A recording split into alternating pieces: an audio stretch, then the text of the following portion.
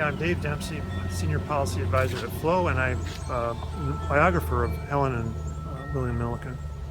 The name of the biography is William G. Milliken, Michigan's Passionate Moderate. And the reason for that subtitle about passionate moderate is that most people seem to think that moderate politics is without any true conviction or feeling. It's sort of in the mushy middle. But for him, being a moderate was very intense and fierce belief that by being moderate in the middle, you could craft policies that could benefit everybody. William G. Milliken, Michigan's longest-serving governor, was known for his environmental stewardship and civility in politics. During his tenure in office, from 1969 until 1983, Milliken lent critical support for Michigan's beverage container deposit law, expanded state funding for recreation and parks programs in Detroit, and signed the state's landmark Environmental Protection Act, as well as laws to protect sand dunes, control hazardous waste, and promote recycling. Milliken passed away in October 2019 in his native and beloved Traverse City. He was preceded by his wife Helen, herself a champion of environmental stewardship and the women's rights movement. A memorial service in celebration of Governor Milliken will be held on August 6 at the Interlochen Center for the Arts. In anticipation of the event, Flow is publishing a series of short video interviews with those who knew the governor and Helen well. Look for those videos in the coming days. We're standing in front of the boyhood home of Governor Milliken in Traverse City. His roots were here, his upbringing was here, and I think you could say his environmental ethic was born here because of the presence of the water and the woods.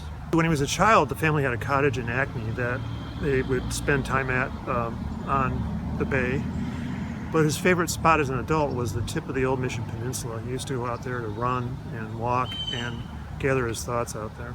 William Milliken, he spoke extensively about his war service, which I think was the first time he had done that, because Helen said that she had never heard some of the stories. He was wounded as a gunner on a bomber in World War II, and his plane crashed twice during his service, but he survived. Which theater? In the European theater. And when he came back from the war, he felt that his life had been spared to serve the public, to make something valuable and a contribution out of his life.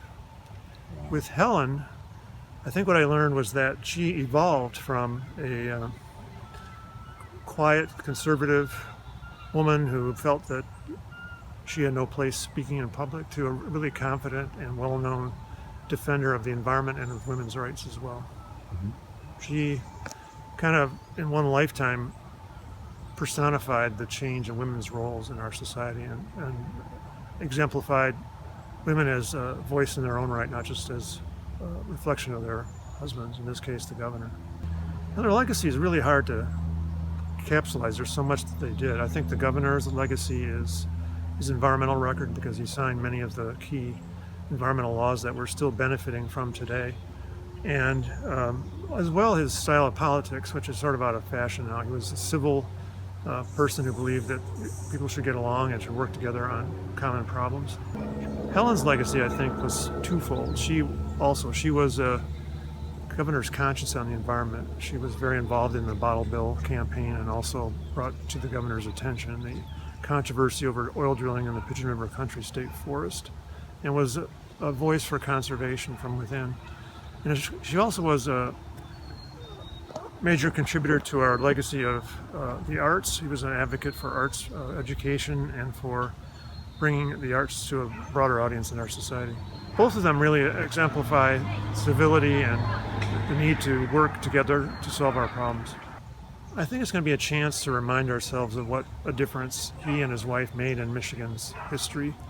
It's an indelible contribution that will last through time. I think that, in particular, the quality of our environment that we'll benefit from for generations to come was shaped by both of them, and I hope that people remember that.